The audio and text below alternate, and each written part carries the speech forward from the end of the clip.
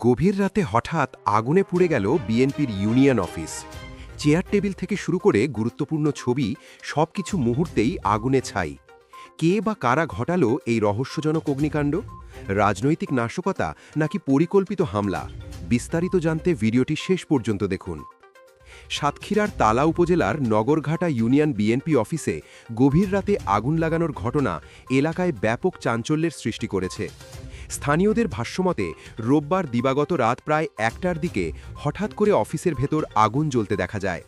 বিষয়টি বুঝতে পেরে আশপাশের মানুষ দ্রুত ছুটে এসে পানি দিয়ে আগুন নেভানোর চেষ্টা করেন। তবে অফিসে শাটার লাগানো থাকায় ভেতরে পৌঁছানো সম্ভব হচ্ছিল না। যত পানি দেওয়া হচ্ছিল আগুন যেন ততই ভয়াবহ রূপ নিচ্ছিল। পরে খবর পেয়ে ফায়ার সার্ভিসের সদস্যরা ঘটনাস্থলে এসে আগুন নিয়ন্ত্রণে আনে। এর আগেই পুলিশ ঘটনাস্থলে পৌঁছে পরিস্থিতি পর্যবেক্ষণ শুরু করে। আগুনে অফিসের চেয়ার টেবিল সহ গুরুত্বপূর্ণ কাগজপত্র এবং রাজনৈতিক নেতাদের একাধিক ছবি আংশিক পুড়ে গেছে বলে জানা গেছে।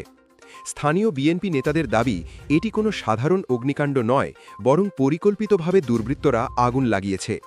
নগরঘাটা ইউনিয়ন বিএনপির সভাপতি মোহাম্মদ মহব্বত আলী সর্দার অভিযোগ করে বলেন, এলাকায় অস্থিতিশীল পরিবেশ তৈরির জন্যই এই ঘটনা ঘটানো হয়েছে।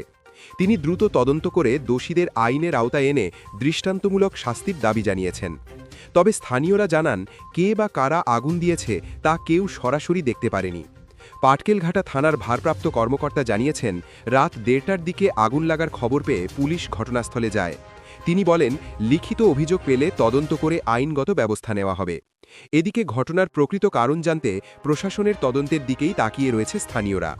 আপনার কি মনে হয়, এটি কি রাজনৈতিক নাশকতা নাকি অন্য কোনো উদ্দেশ্যে আগুন লাগানো হয়েছে? আপনার মতামত অবশ্যই কমেন্টে জানান। ভিডিওটি ভালো লাগলে লাইক দিন, বন্ধুদের সঙ্গে শেয়ার করুন এবং প্রতিদিনের গুরুত্বপূর্ণ খবর সবার আগে পেতে আমাদের চ্যানেলটি সাবস্ক্রাইব করতে ভুলবেন না।